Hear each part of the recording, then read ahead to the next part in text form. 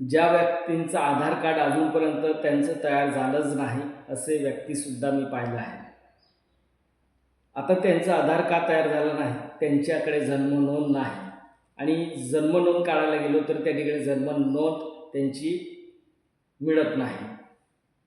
आता हे भरपूर प्रॉब्लेम आहेत, त्याच्यामुळे ते आधार कार्ड तयार केले नाही अजूनपर्यंत आहे. आपल्या देशामध्ये असे भरपूर लोक आहेत ते आधार अजूनपर्यंत तयार केले नाही, कारण ते मजुरी करून आपलं घर चालवत आहे आणि जर मजुरी करायला नाही गेलो तर आपण आपलं संध्याकाळचं जेवण तयार होणार किंवा नाही याच्यावर प्रश्न, हेच मोठा प्रश्न आहे.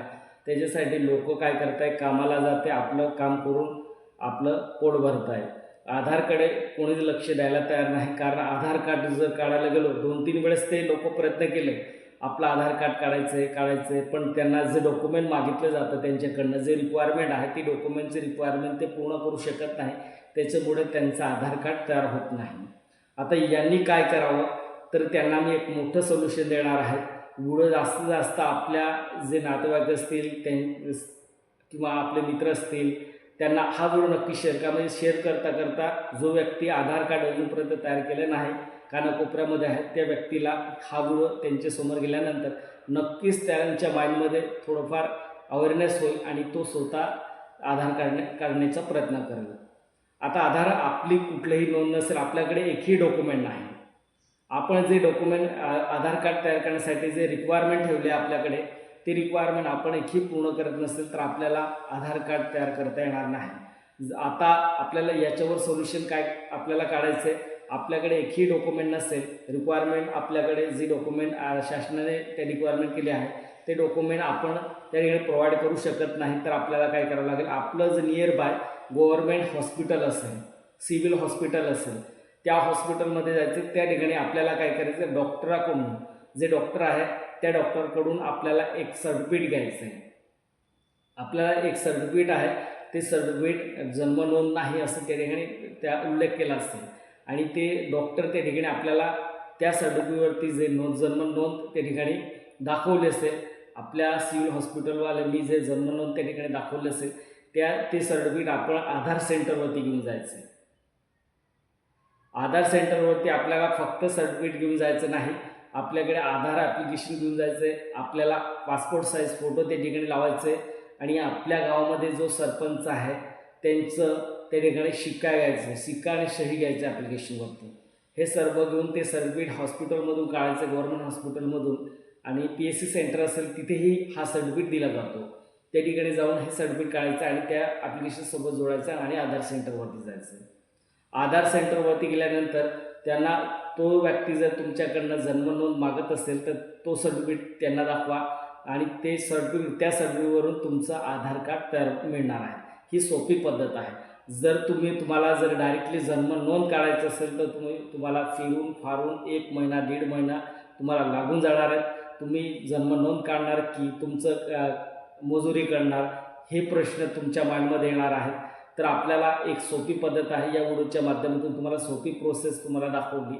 आपल्याला सरळ आपल्याकडे काहीच प्रूफ नसेल तर आपण डायरेक्टली आपण सिव्हिल हॉस्पिटल, आपलं जे गव्हर्नमेंट PSC सेंटर असेल त्या ठिकाणी जायचं. त्या ठिकाणी आपल्याला डॉक्टरकडून एक सर्टिफिकेट घ्यायचं आहे आणि ॲप्लिकेशन आपल्याला आधार सेंटर CSC सेंटरवरती जाऊन आपल्याला आधार ॲप्लिकेशन घ्यायचं आहे, सरपंच सही शिक्का घ्यायचं आहे, नंतर आपल्याला फोटो लावायचा आहे, पासपोर्ट साईज फोटो, नंतर डायरेक्टली आपण आधार सेंटरवरती जायचं. आधार सेंटरवरती गेल्यानंतर आपल्याला ते सर्टिफिकेट आणि ॲप्लिकेशन द्यायचं आहे आणि त्या सर्टिफिकेटवरून तुमचं आधार कार्ड तयार होऊन जातो. आता ही प्रोसेस कोणीच तुम्हाला सांगणार नाही.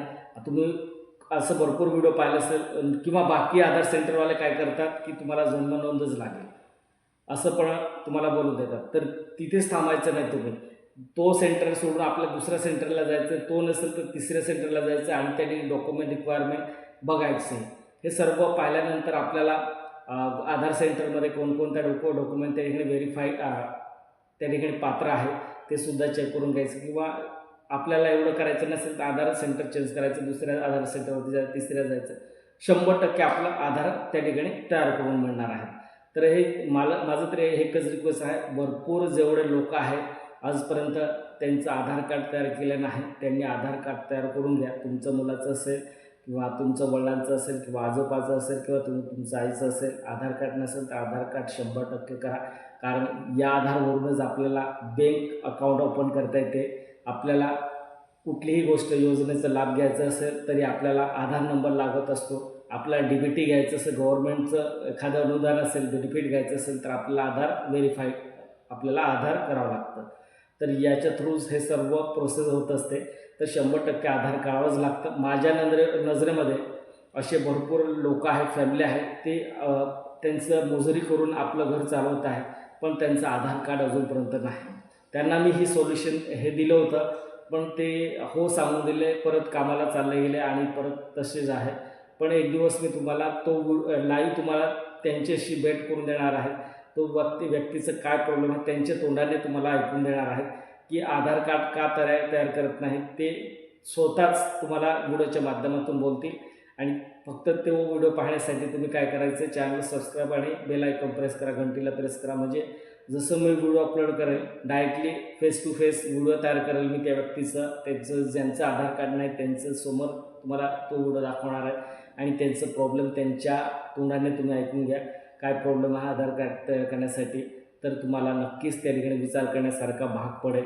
आणि राज्य आणि केंद्र शासनाने सुद्धा विचार केला पाहिजे. असे लोकांचं आधार कार्ड अजूनपर्यंत तयार झालं नाही किंवा ज्यांचं अजूनपर्यंत कोणाचं म्हणजे बाकी असेल त्यांचं आधार कार्ड अजूनपर्यंत तयार झालं नाही, तसे लोकांचं सर्वे करून त्यांचं आधार कार्ड तयार केलं पाहिजे.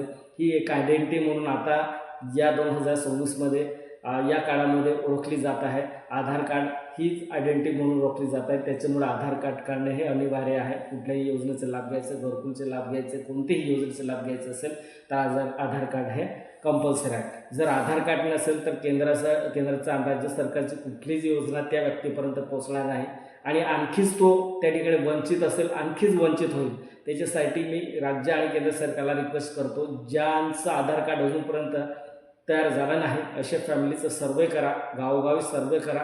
सर्वे केल्यानंतर त्या व्यक्तींचं आधार कार्ड तयार करण्याची जिम्मेदारी ही राज्य आणि केंद्र सरकारने घेतली पाहिजे.